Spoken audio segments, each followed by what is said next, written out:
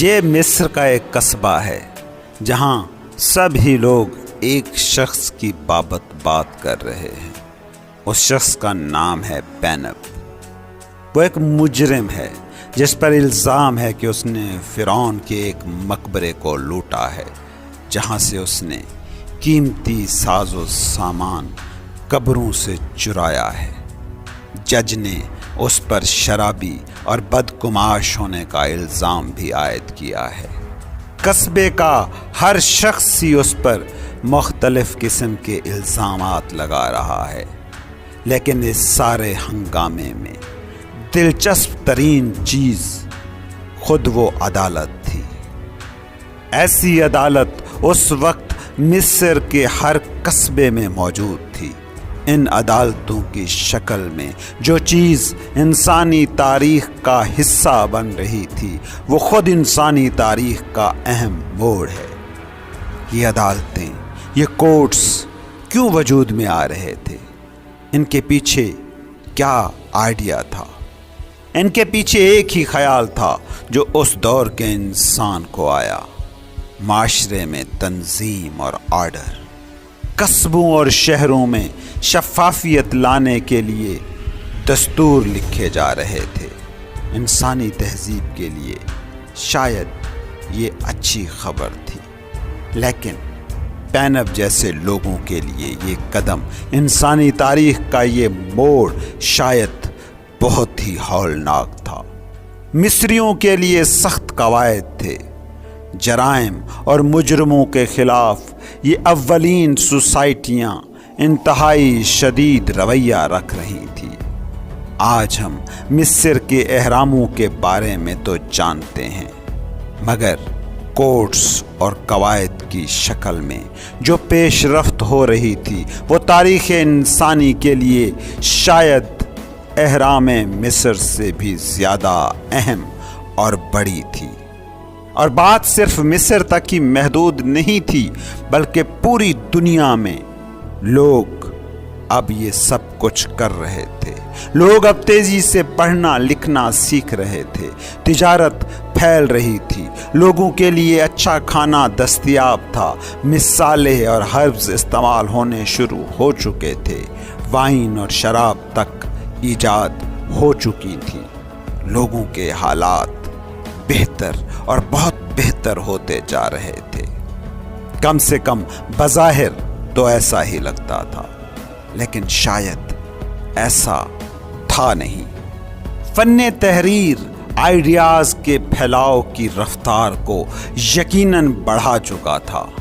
تجارت شہروں اور قصبوں کو ترقی دے رہی تھی، تہذیبیں پھل پھول پھیل رہی تھیں، مگر فطرت کے ساتھ، نیچر کے ساتھ انسان نے جو جنگ شروع کی تھی وہ کہیں بھی رکنے میں نہیں آ رہی تھی۔ یونانی جزیرہ کریٹ پر رونما ہونے والے زلزلے اور پہاڑوں سے اگلنے والے لاوے نے یورپ کی پہلی تہذیب کو، جسے مینینز کہا جاتا ہے، ہلا ڈالا۔ یہاں تھوڑی دیر کے لیے رکیے، پہلے سمجھتے ہیں کہ تہذیب، سویلائزیشن سے کیا مراد ہے۔ اس سے عام طور پر مراد لی جاتی ہے شہروں اور قصبوں میں رہنے والے لوگ، لیکن تہذیب سے ایکچولی مراد ہے ایک خاص سٹائل اور طرز سے رہنا۔ آرمینینز اس وقت کی دنیا کی سب سے سٹائلش تہذیب تھی۔ آج سے 3700 سال قبل مینینز تہذیب کے باسی لوگوں نے عالمی تجارت کی داغ بیل ڈالی تھی۔ وہ بحری جہازوں کے ذریعے سے وائن، زیتون کے تیل اور عمارتی لکڑیوں کا بزنس کرتے تھے۔ اسی مینین تہذیب کے دل میں، سینٹر میں نوسوس کا محل کھڑا تھا۔ 20ویں صدی کے بالکل اوائل میں برطانوی آرکیالوجسٹ سر آرتھر ایونز نے اس محل کو کھدائی کے ذریعے دریافت کیا تھا۔ اس دریافت نے اس دور کے انسان کے بارے میں بہت ہی دلچسپ باتوں سے ہمیں آگاہ کیا۔ नोसोस का किला इंतहाई नफीस था। यहाँ मिलने वाली खवातीन की मूर्तियाँ जिनके हाथों में सांप थे और जिनका रुख ऊपर आसमान की तरफ था, ये बताते हैं कि इस तहजीब में औरतों को मरकजी हैसियत हासिल रही थी। बरतानवी आर्कियोलॉजिस्ट इवंस, जिसने ये शहर खोद कर खोजा था, वो इस शहर के हुस्न और नफासत से इतना मरूब हुआ कि उसने इसकी तामीर नौ करने का फैसला किया। कंक्रीट से इस मुर्दा शहर में दोबारा जान डाल दी गई। अब तक की सारी तहकीक यही बता रही थी कि मेनियन तहजीब एक अमन पसंद, नफीस और शानदार इंसान दोस्त तहजीब थी, जो गालिबन अपने वक्त की सबसे मुअज़्ज़ज़ और पीसफुल पुरअमन तहजीब का दावा रखती थी।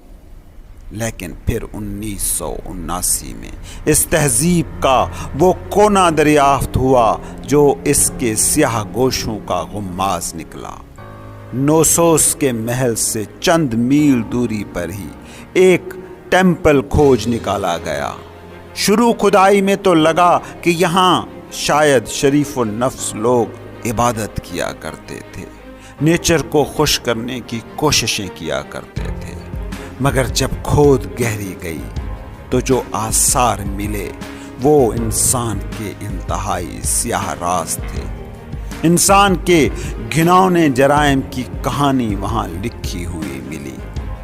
वहाँ इस टेम्पल में एक आल्टर थी, कुर्बान गाह, जहाँ जवान लड़के और लड़कियों को जिंदा दरगोर किया जाता था। वहाँ लोगों को जिंदा आधा दफन करके मरने के लिए छोड़ दिया जाता, जहाँ वो तड़प तड़प कर जान दे देते थे। ये इंसान को कुर्बान करने के पहले आसार थे जो तारीख की खोज करने वालों को मिले। इसी मकाम पर दो और इंसानों के आसार भी मिले जिन्हें ऐसे ही वहशी तरीकों से भेंट चढ़ाया गया था, और उनमें से एक खातून भी थी। वही खवातीन जिनके बारे में ये मान लिया गया था कि मेनियन सोसाइटी में उन्हें बड़ा ऊंचा रुतबा हासिल था।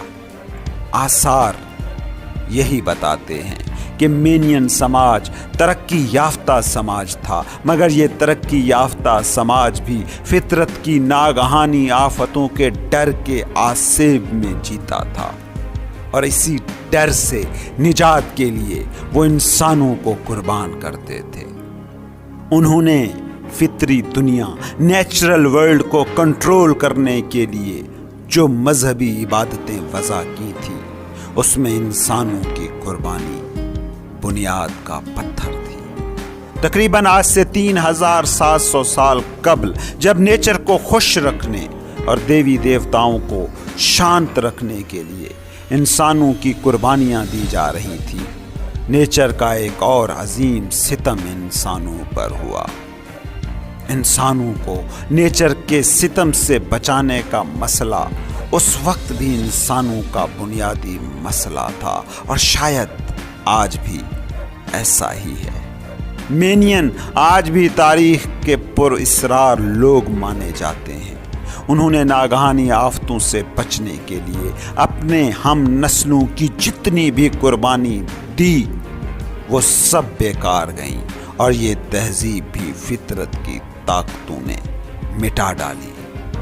मेनियन तहजीब की दास्तान हमें एक बुनियादी सदाकत की फिर यकीन दहानी कराती है कि अगरचे गारों से तहजीबों तक का इंसानी सफ़र शानदार रहा था, मगर इंसानों की हतमी और फाइनल फतह अभी बहुत दूर थी, और नेचर पर फतह और इंसान के अंदर के तारीख गोशों पर इंसानों का गलबा शायद नामुमकिन था।